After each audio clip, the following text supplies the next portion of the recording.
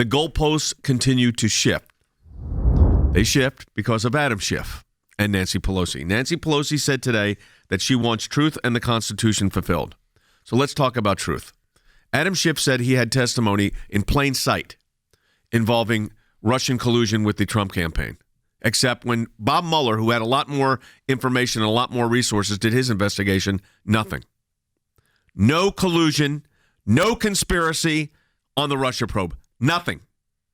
Now, take it a step further. They don't have anything there. Then they go to obstruction of the investigation. Ask yourself this question. Did Bob Mueller finish his investigation? Yes. Did he get the resources he needed? Yes. His objection of what constitutes obstruction, and he never could make a legal conclusion of an obstruction case because, and the Department of Justice certainly did and said there was none.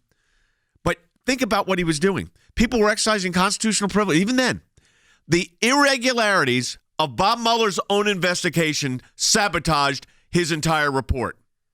If that was the equivalent of the Starr report, let me tell you something. We know what happened with that. Zero, nothing. Then they come back and try one more witness, Corey Lewandowski. That gets them nothing. After Bob Mueller, they go to Corey Lewandowski. So then that's dead. So now it's not Russia collusion. What is it now? Now there's a real problem. You know what the real problem is now? The real problem now is that we have a situation. Understand what it is. A conversation with Ukraine. That could be problematic. People don't like it. They quid pro quo. There's a quid pro quo. That's what it is. Except we find out from Kurt Volker's own testimony that, in fact, you're not going to get the money unless you do this investigation, which was their quid pro quo analysis, that Ukraine had no idea that money was even being withheld.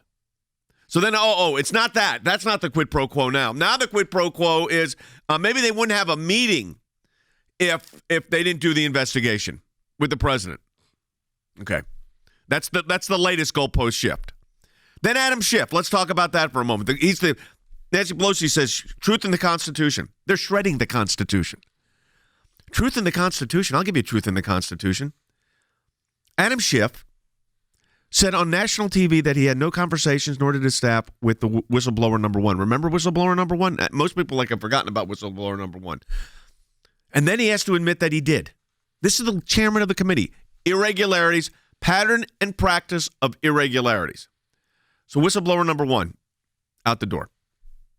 And then we find out whistleblower number one may well have political animus. That's what the Inspector General says. So then what does Adam Schiff say? We don't need the witness, which we can't ask questions of that witness anyways. We don't need the witness. We're going to impeach without the witness because he sends a letter to his staff, from him actually, to the entire House.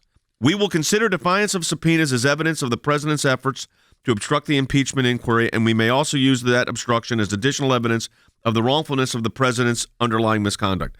So no longer is it really about this foreign policy issue with Ukraine, which, by the way, you don't impeach over a foreign policy issue that you disagree with. No, now what is it? Witness is not coming forward.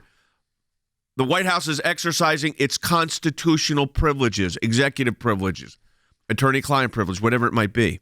And now they're weaponizing the United States Constitution. He should have already been recused. He should be censured by the House for lying about this as the chairman of the House Intelligence Committee, for lying about his contact with that phony kind of whistleblower. And I say that because the whistleblower came to Adam Schiff, this is whistleblower one, before they even became a whistleblower, before they went to the Inspector General to file a complaint. And he denied that on television. He said, no, neither I nor my staff have not had any contact. Well, then we find out they've had extensive contact with the whistleblower. In fact, Adam Schiff may have set that whistleblower up with a law firm and helped them write the complaint. As we talked about, it's a legal document that was produced. It uses legal Latin terms that someone who is not a lawyer would not use in their whistleblower complaint. So Adam Schiff was caught red-handed lying. Immediately, he should have been recused from having anything to do with this just based off that. But did the Democrats take that action? No, of course not. Just like Loretta Lynch didn't recuse herself with the Clinton investigation. Then the Washington Post gives him the worst lying standard they have. 4 Pinocchios. That's the worst you can get from the Washington Post as a liar in politics. He got 4 of them. That means he was telling only falsehoods. There was not a bit of truth, nothing to salvage. And that's not a conservative outlet. That is a liberal outlet that would like to see the president be impeached. And they still had to call Adam Schiff the ultimate liar.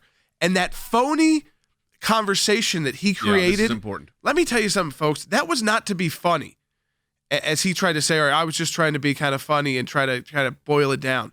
He was lying again to the American people.